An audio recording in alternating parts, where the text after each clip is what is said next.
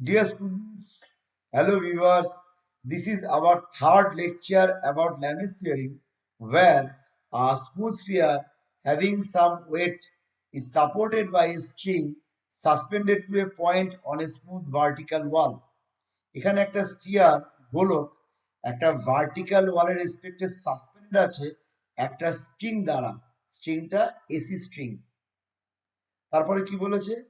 The other end is in contact with point B on the wall. তাহলে sphere এর আরো একটা part vertical ওয়ালের সাথে টাচ করে আছে পয়েন্ট বি তে। নেক্সট কি? If the length of the string AC is equal to the radius of the sphere. এখানে স্ট্রিং এসি যে লেংথ সেটা স্ফিয়ারের যে রেডিয়াস তার সমান হয়, then find the tension on the string. এই স্ট্রিং এসিতে টেনশন ফোর্স কতটা, and reaction on the wall, তার মানে ভার্টিক্যাল ওয়ালটা স্ফিয়ারটাকে কতটা রিয়াকশন ফোর্স দিচ্ছে।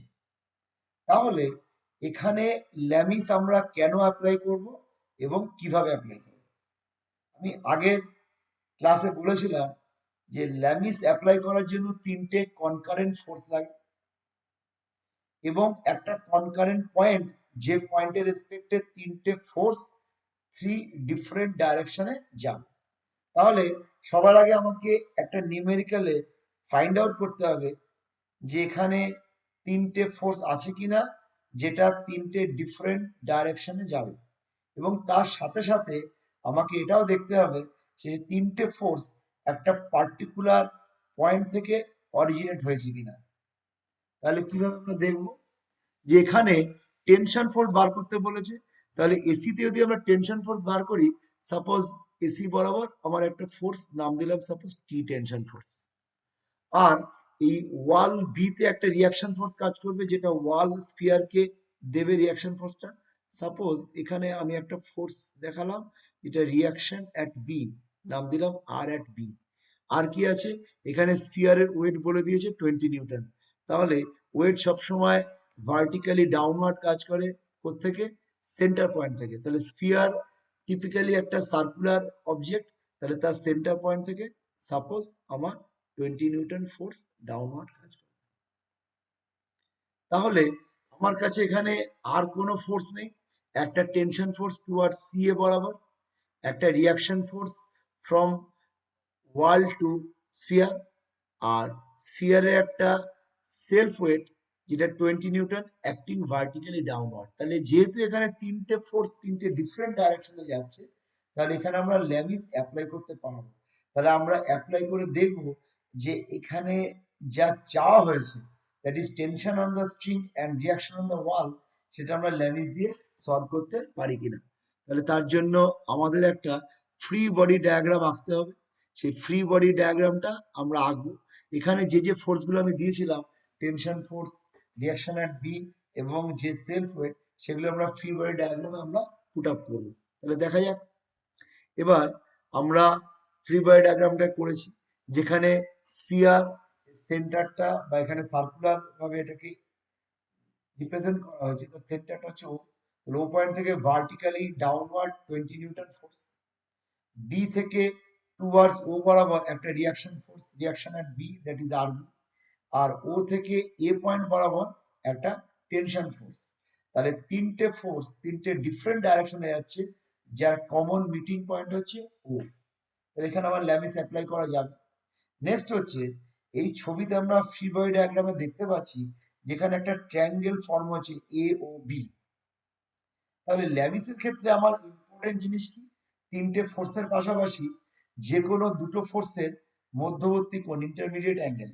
তার মানে আমি একটা করে ফোর্স কনসিডার করব, সেটা বাদ দিয়ে যে বাকি দুটো ফোর্স তাদের মধ্যবর্তী যে কোণ অ্যাঙ্গেল, সেটা আমাদের বার করতে হবে। তাহলে যেহেতু এখানে এ ও বির মাঝে আমরা একটা থিটা অ্যাঙ্গেল আমরা পাচ্ছি, যেটা আমি থিটা নাম দিয়েছি, বার করবো।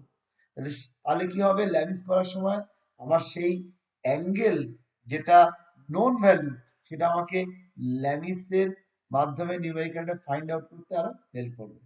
এবার এই যে থিটা যে অ্যাঙ্গেলটা, থিটা অ্যাঙ্গেল এটাকে বার করতে গেলে আমার কিছু ডেফিনিট ভ্যালু চাই, কিরকম ভ্যালু?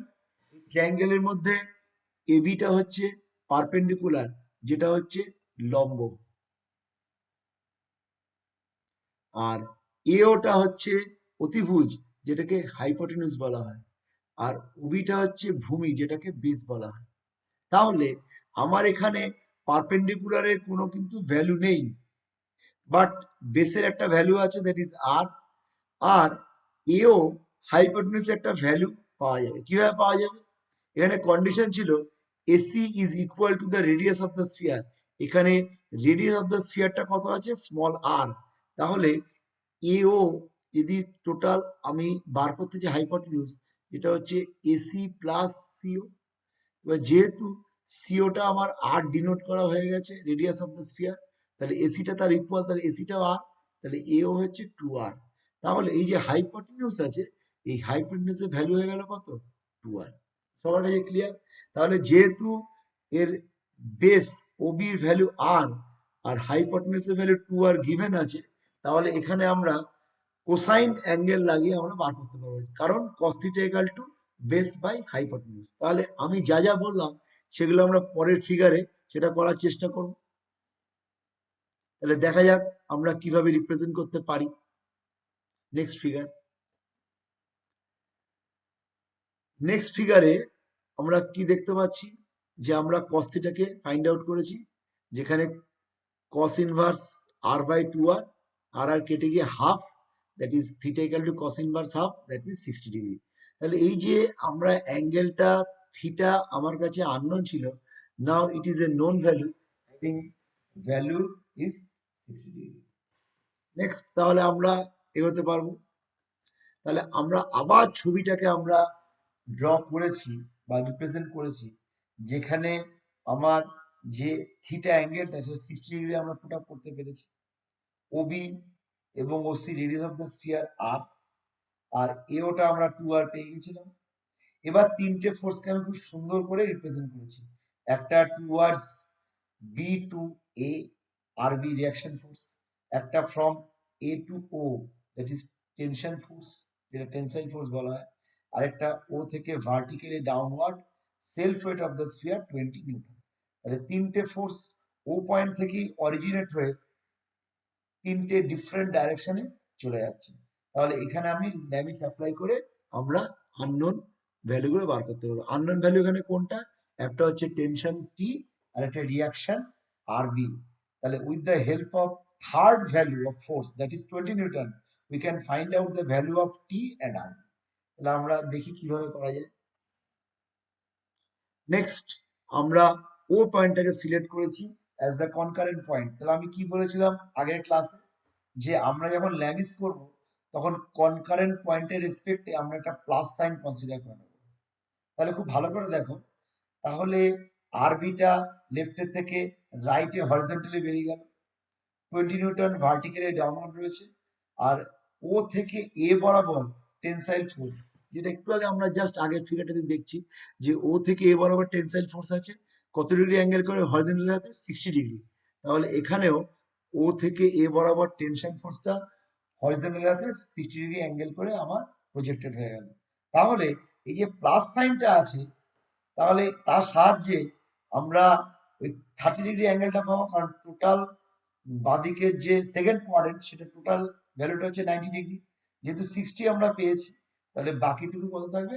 30। তাহলে আমরা বিভিন্ন অ্যাঙ্গেলস গুলো আমাদের সামনে এখন প্রমিনেন্ট, যেখানে 90 ডিগ্রি রয়েছে, 60 আছে, 30 আছে। এবার দেখি যে আমরা ওভারঅল ল্যামিস কিভাবে অ্যাপ্লাই করব, এবং ইট ইজ অবভিয়াস কোন পয়েন্টে ল্যামিস হবে? ও পয়েন্টে, কারণ ও পয়েন্ট থেকে তিনটে ডিফারেন্ট ডাইরেকশনে তিনটে ফোর্স অরিজিনেট হয়েছে। নেক্সট, এবার অ্যাঙ্গেলের জায়গাটা, যেহেতু এই জায়গায় অ্যাঙ্গেলটা কত ছিল? 60 ডিগ্রি। আমরা 60 ডিগ্রি করেছিলাম এখানে, আর এটা ছিল 90 ডিগ্রি। তাহলে টোটাল 90 আর 60, টোটাল অ্যাঙ্গেলটা কত হয়ে গেল? 150। এটুকু আমরা 30 জানি, তাহলে বাদ বাকি অ্যাঙ্গেলটা কত? 90 প্লাস 30, দ্যাট ইজ 120 ডিগ্রি। আর এখানে 90। এবার এগুলো কেন করছি? কারণ আমি আগেই বলেছি যে আমাদের বেসিক রিকোয়ারমেন্ট কি? বেসিক রিকোয়ারমেন্ট ল্যামিসের জন্য যে আমাদের একটা করে ফোর্স আমরা কনসিডার করব এবং বাকি যে দুটো ফোর্স থাকবে তাদের মধ্যবর্তী যে কোণ ইন্টারমিডিয়েট অ্যাঙ্গেল সেটা আমরা বার করব। সাপোজ আমরা যদি টিটাকে আমরা কনসিডার করি যে টিটা আমরা বার করব, তাহলে টি ছেড়ে বাকি দুটো ফোর্স কি, একটা আরবি আর একটা ভার্টিক্যালি ডাউনওয়ার্ড 20 নিউটন ফোর্স, যেটাকে self weight of the sphere. তাহলে এই দুটো ফোর্সের মধ্যবর্তী কোণটা কত হয়ে গেল, 90 ডিগ্রি। ক্লিয়ার? তাহলে আমরা কিভাবে with the help of that plus sign আমরা কিভাবে কোঅর্ডিনেট ওপেন হওয়ার জন্য আমরা অ্যাঙ্গেলগুলোকে ডিফাইন করতে পারছি। নেক্সট আমরা কি করব, নেক্সট আমরা আরো একটা ফোর্সকে কনসিডার করব।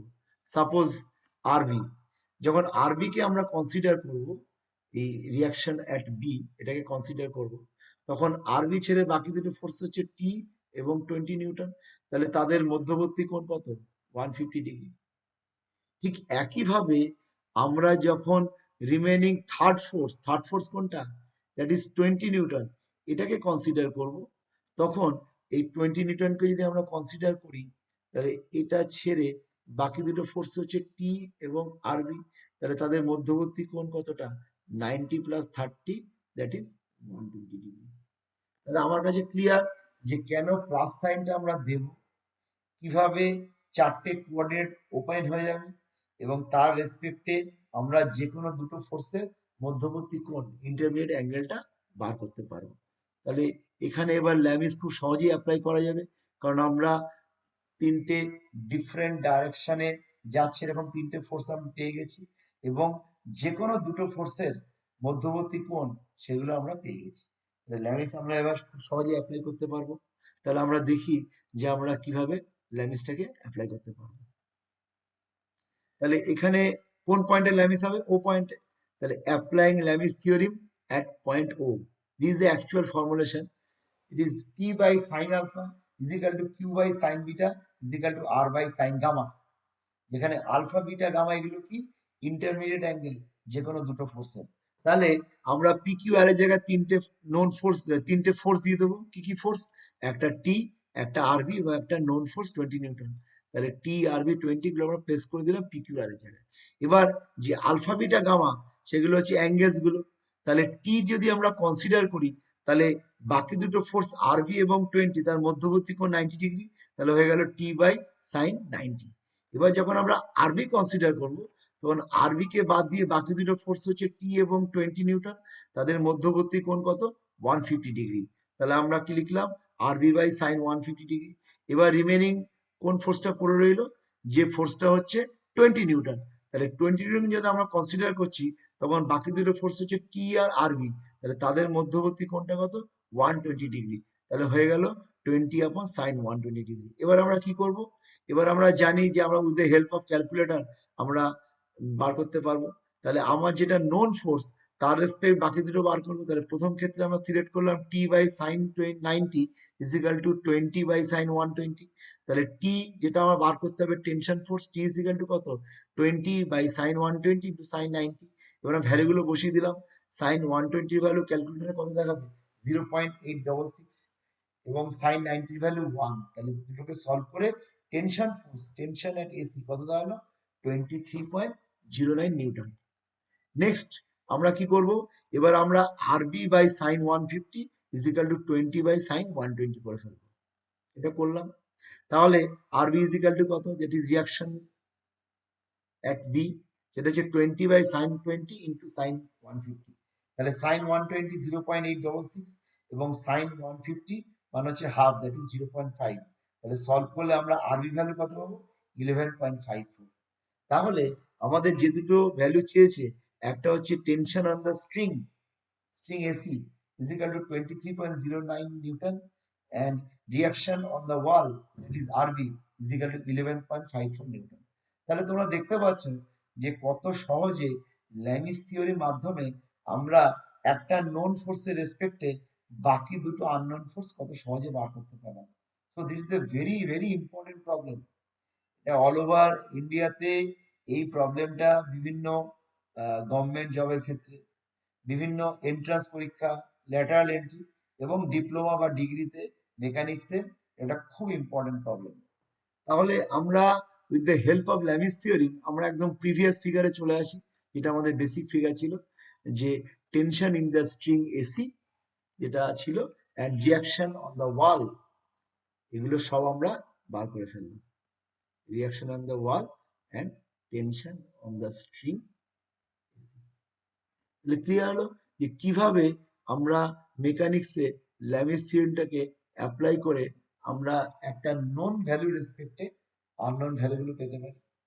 তাহলে ল্যামিসের থার্ড ক্লাস, এর আগেও দুটো ক্লাসে আমি কিছু নিউমেরিক্যালস করিয়েছি এবং ল্যামিস কিভাবে অ্যাপ্লিকেবল হয় with the help of trigonometry সেটা আমরা ডিসকাস করেছি।